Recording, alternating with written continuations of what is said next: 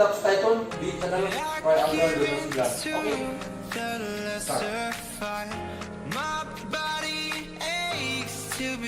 Kayak udah terpecah teman saya. Itu tanggapannya Mas Agus gimana Mas? Satu wadah tuh pecah jadi dua tuh gimana tanggapannya Mas Agus? Kalau pertanyaan itu sebenarnya sangat sulit untuk menjawab. Ya, berat. Bisa menjawab tapi berat saya menyampaikan. Jadi intinya dengan perpecahan sekarang ini saya itu merasa prihatin gitu karena dulu yang saudara-saudara kita sudah banyak akhirnya sekarang pecah gitu dan kita hanya berharap mudah-mudahan sih bisa kembali gitu. Dari harapan Mas. Gitu.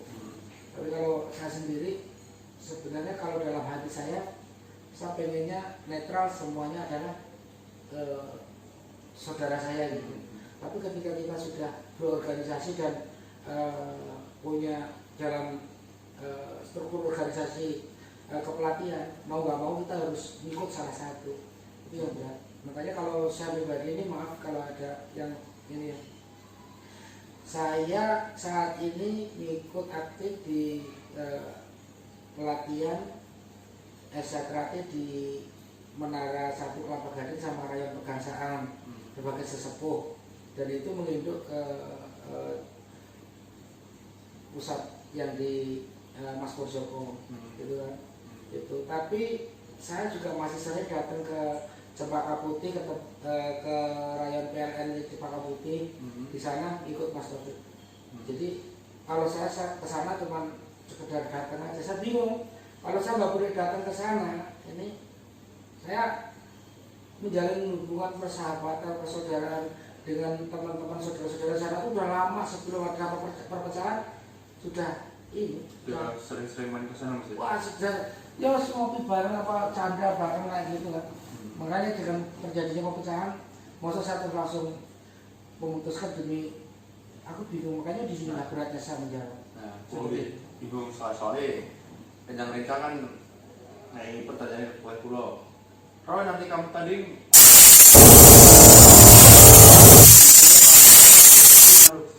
saya sebenarnya jujur aja pusing kepalanya. Kok bisa-bisa terlalu fanatik gitu ya? Iya. Terlalu fanatik ke kubu tuh. Lihat kalau yang aku setuju ini sih kayak ya so-so sih, netral aja ya kan, yang penting hidup rukun lah, itu penting Mas. Ya kan Mas? Kalau saya sekarang punya prinsip begini, memang untuk pengurusan saya dianggap menjadi penanggung jawab sebagai sesepuh untuk yang induknya ke Mas Murzoko. Namun saya sendiri punya prinsip, selama lambangnya ini masih sama persis, materinya masih sama persis seperti itu, ya menurut saya itu masih tanggap, masih satu, masih saudara saya, biarpun pengasahannya ngikut di Mas Taufik, tapi tetap saudara saya. Saya nggak bisa memungkiri karena dari awal SKT lambangnya yaitu, latihannya ya seperti itu, begitu disahkan yang menjadi saudara. Karena gara-gara perpecahan di administrasi, di dalam organisasi, akhirnya masuk gara-gara itu akhirnya pecah juga saudaranya. Saya sendiri kurang setuju itu. Jadi standar yang dia ada di ikut Mas Taufik, ya kalau memang ini saya tetap menganggap mereka itu sebagai saudara saya dalam podcast saya. Itu Mas. Nah, kan Mas Agus kan tadi yang dibicarain tadi aktif kembali latihan ya kan di tahun 2018. Nah, itu rayonnya yang sering disambangi Mas Agus tuh ngikut ke 16 atau ke 17 Mas? Ikut ke 16, ikut ke 17. Tapi saya juga masih sering juga di rayon yang ikut 16 sering datang. Bagus, saling sambang daripada kita fanatik. Seandainya kita dulu ngopi bareng, goro-goro pecah, jadi biarkan jadi enggak serak. Karena gini loh Mas, saya itu nggak tahu, mungkin pendapat saya ini salah ya. Kalau salah mohon di maklumi. Ya, dikoreksi. Jadi gini, kalau saya yang tidak punya posisi apapun di PSHT atau saudara-saudara yang di bawah tidak punya posisi jabatan apapun di PSAT itu mau berantem sampai seperti apapun tidak akan merubah keadaan gitu.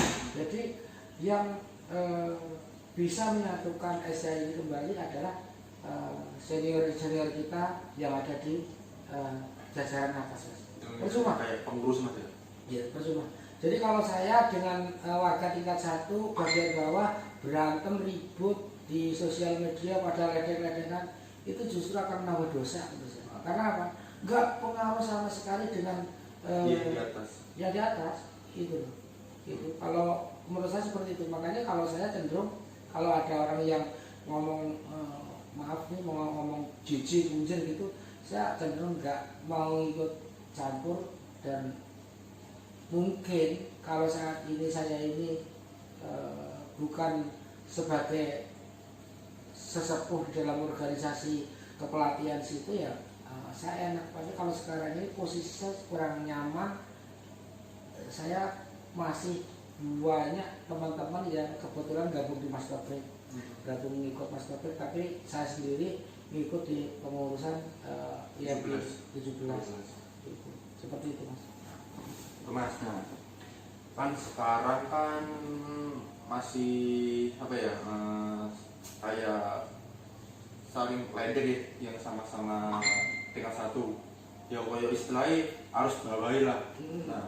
Nah harus bawahi ini kayak sering ledek, sering apa, jadi sering cekam ya, lo-loan kayak gigi apa tuh. Nah padahal sering tingkat pengurus itu santai lho, kayak gak mikiri sing ngisor lho, kayak kasak karepe dhewe ya, meskipun ada yang gak tahu yang kita lihat yang di atas kayak pengurusnya itu ya aja lah.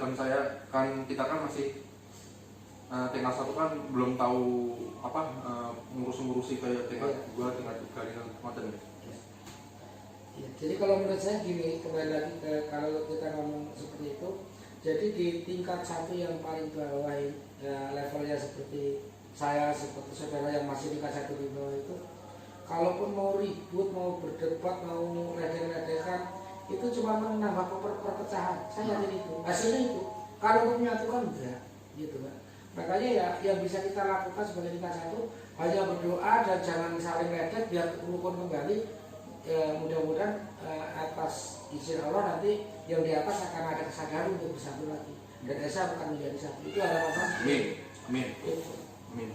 Gak ada gunanya Mas, kita malah ribut sama teman tapi gak akan mendapatkan membuahkan hasil yang udah. Kita serahkan aja yang pengurus-pengurus atas sana dan kita cukup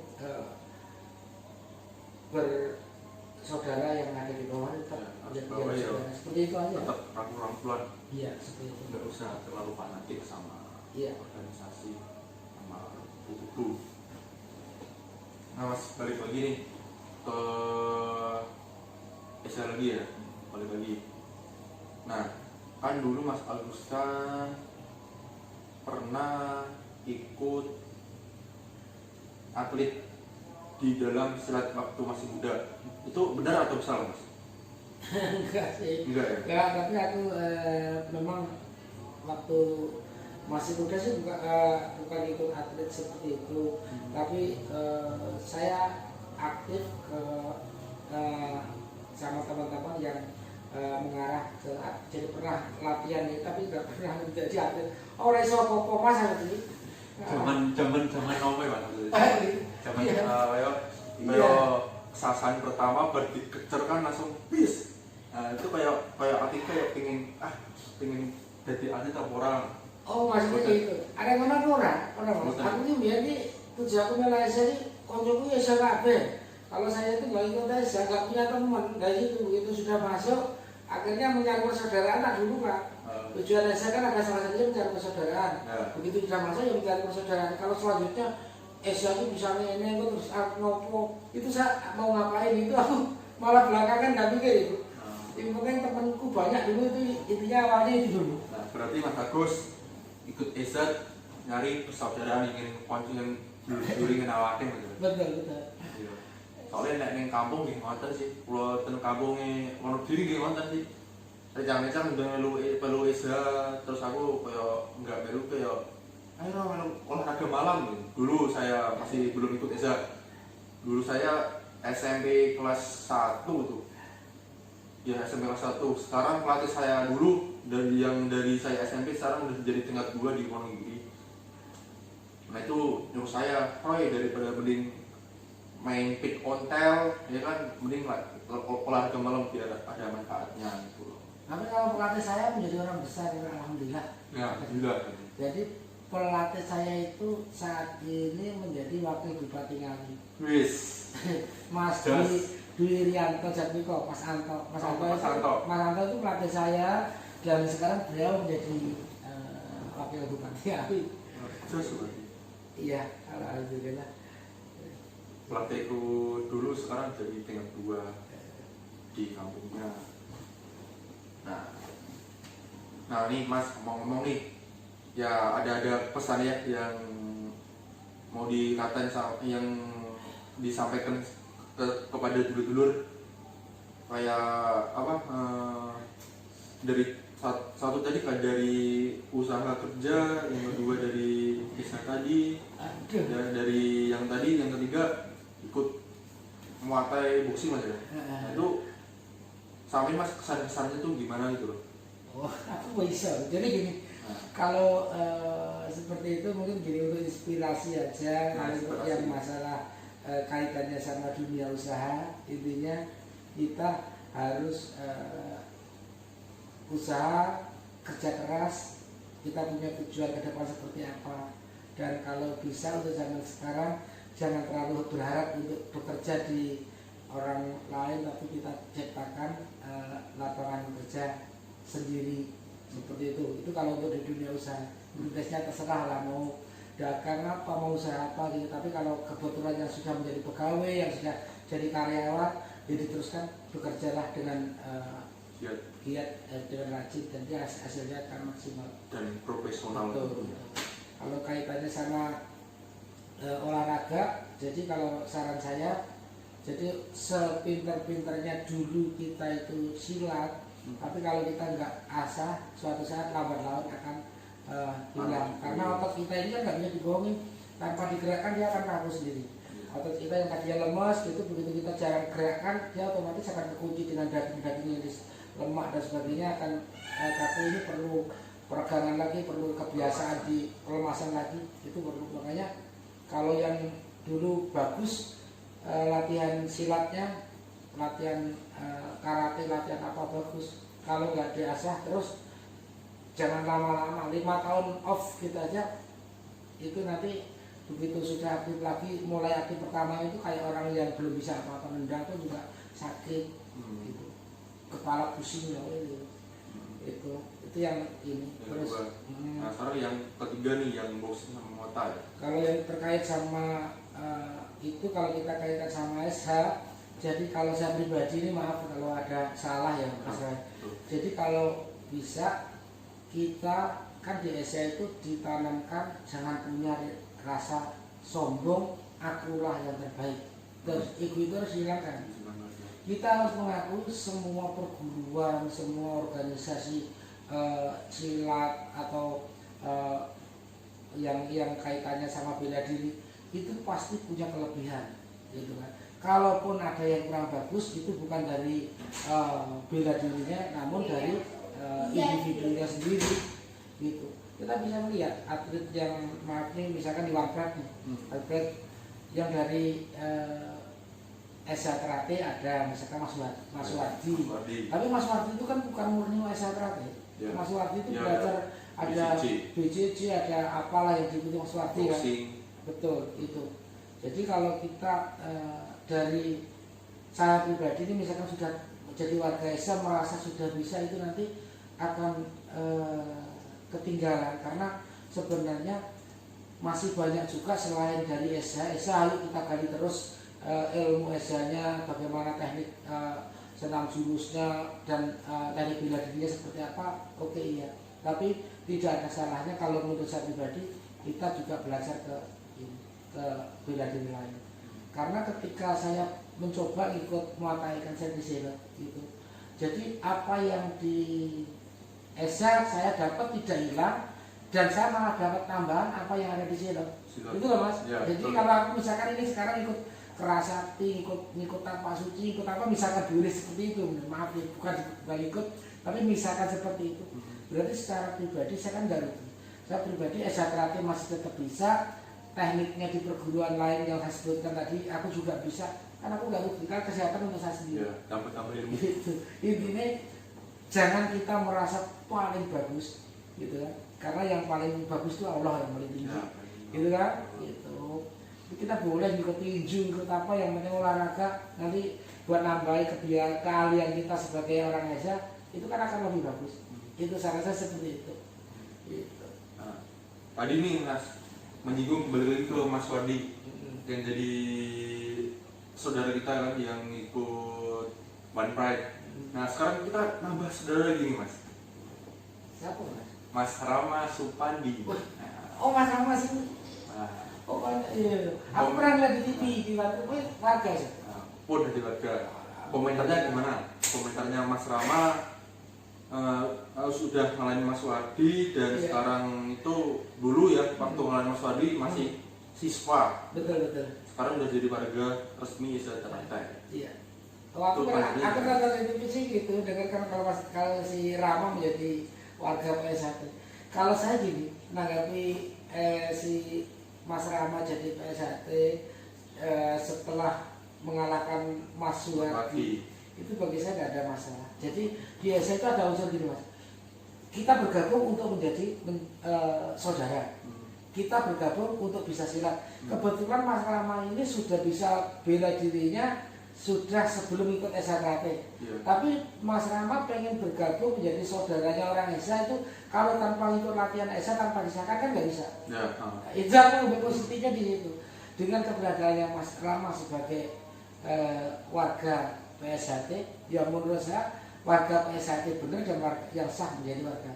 Karena gini, ada juga ya kalau kebenarannya saya nggak tahu, tapi ada warga PSHT itu yang instan latihannya sebentar, latihannya kurang serius juga disahkan.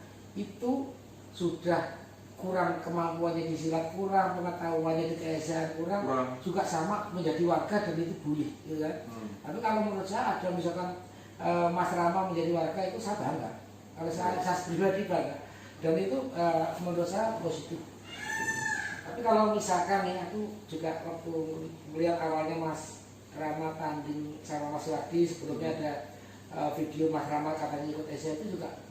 Nah, iya Mas. Mau ngapain tuh ngundang? Tapi kalau menurut saya ya itu hal yang biasa. Mas Rama orangnya hobi olahraga dan pengen kenal orang Esa dengan cara seperti itu, menurut saya sah-sah aja. Karena apa?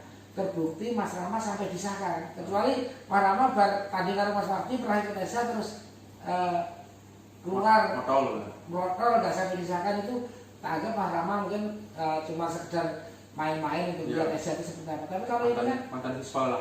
kalau ini kan disahkan dulu, disahkan dulu. Nah, kalau kalian belum tahu guys ya, Mas Rama Supandi dulu yang ajak ke SH dulu tuh pertama kali tuh Mas Gus Naim, bukan saya. Kalau saya cuman ngarah-ngarahin aja, mau kerain mana, saya ngarahin. Saya dapat komando dari Mas Gus Naim suruh naruh Mas Rama ke rain manapun yang di Jakarta. Nah, itu saya sama Mas Rama satu camp di Warrior Fight Camp Jakarta. Nah, makanya Mas Gus Naim kontak saya, Mas Rama masukinlah ke Esa di Jakarta, nanti saya ke situ sambang kali teman-teman yang di Nganjuk. Oke. Dari itulah ke teman-teman ngomongnya, Mas Roy ngajak Rama ayo pel Esa ki ngopo tujuannya ini. Nah, bukan saya Mas yang ngajak, tapi Mas Naim, saya cuma mengarahkan ke lain-lain aja sama ngantar-ngantar latihannya gitu. Monggo Mas, boleh. Jadi kalau menurut saya siapapun yang ngajak ya, siapapun yang ngajak, kalau dia Mas Rama sudah bergabung, sudah sedikit bagaimana latihan Esa dan akhirnya disahkan, menurut saya sah-sah saja dan bagus. Ketika Mas Rama nanti serius pengen bergabung di Esa, kalaupun Mas Rama ilmunya bukan ilmu ESA, ilmu bela dirinya dari BJJ, dari Makai dan yang lain. Namun secara organisasi kan Mas Rama bisa membawa nama besar Trisakti. Itu nggak salah. Gitu. Jadi ketika nanti Mas Rama dijadikan pengurus apa untuk bawa Trisakti, Mas Rama sudah punya nama. Itu menurut saya sih nggak ada masalah sih. Bangga Mas ya. Iya, kalau nambah dulur seperti itu. Kayak mengharumkan nama PSAT, Mas Wadi, Mas Rama, jadi champion loro nih. Tapi sayang kemarin Mas Rama kalah sama Adi Ruminto, Nurul. Dan semoga aja Mas Rama sama Mas Swadi bisa comeback, bisa dia salah satunya saya harap nyebang magang satunya lagi lah dari ESA tuh, dari organisasi ESA. Nah, tuh. Dan ini Mas, terakhir ya pertanyaan dari saya.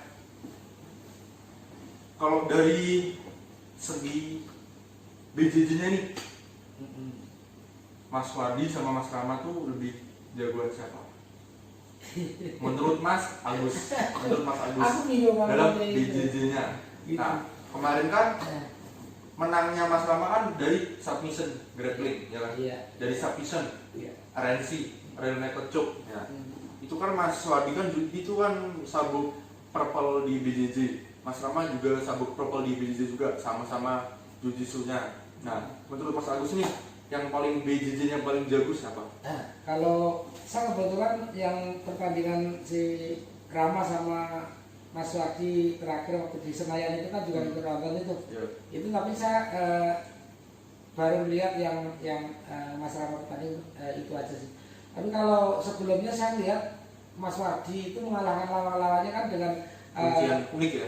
Kuncian semua. Aku nggak ngerti itu mungkin tekniknya BJJ apa bukan, tapi yang dilakukan Mas Wadi semuanya bukan mengalahkan lawan-lawannya, bukan pukulan, bukan tendangan, tapi semua kuncian. Kalau itu memang materi dari BJJ, menurut saya sebenarnya mungkin masih bagus, ininya masih bagus si Mas Wadi untuk BJJ-nya. Nah, tadi kan di sisi BJJ-nya, sekarang dari sisi SH-nya, lebih luasan mana nih?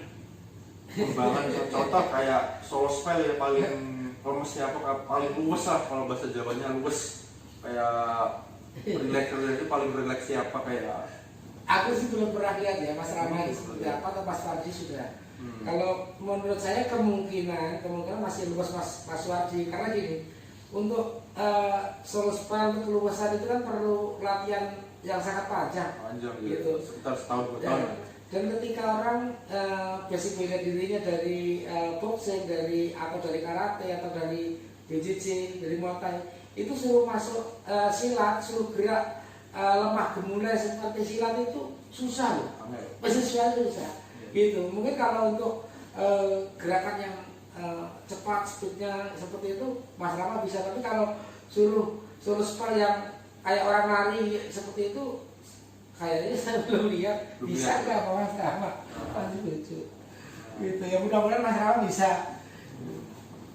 Ya semoga Mas Rama belajar terus, ilmu esanya dipelajarin, biar makin paham lah itu apa arti persaudaraan di Esa Karate, dan juga sospelnya dibenerin juga.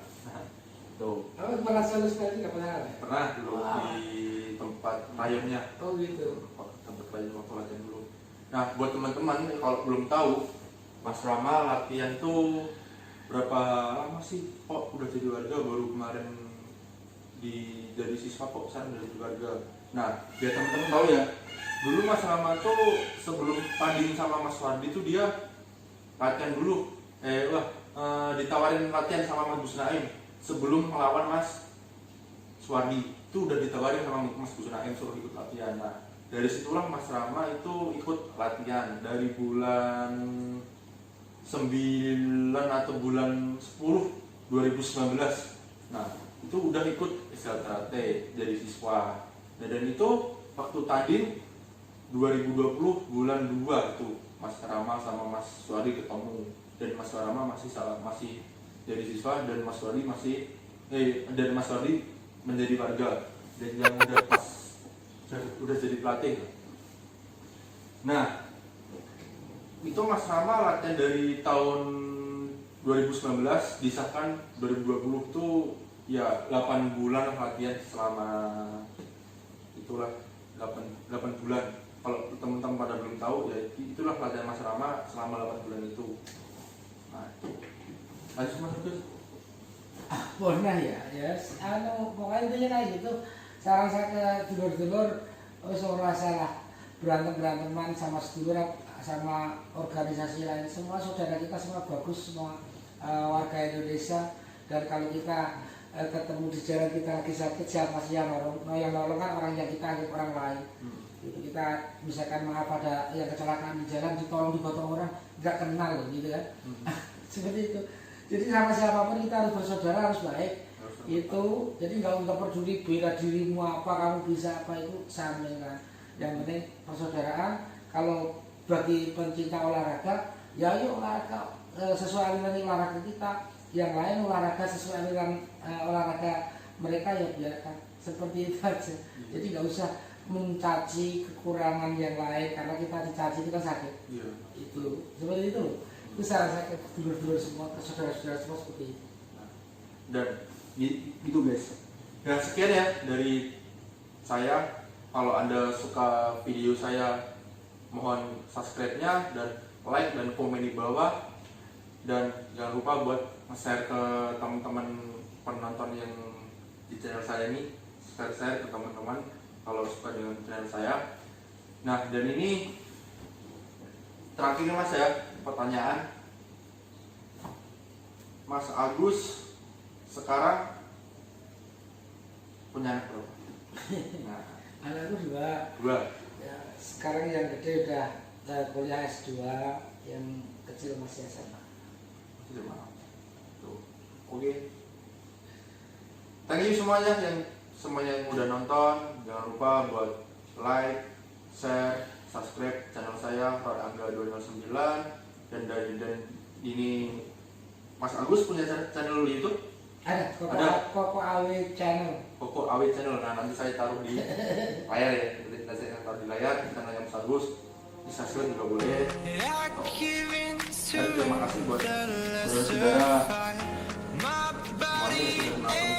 semuanya yang sudah menonton channel saya. Kalau ada kata-kata yang salah, mohon dimaklumi ya. Baru-baru ini dari baru 5 hari lah, masih agak rapuh. Thank you semua yang pada sudah nonton. Jangan melewatkan video saya selanjutnya. Tonton terus dan salam persaudaraan. Sudah selesai? Kan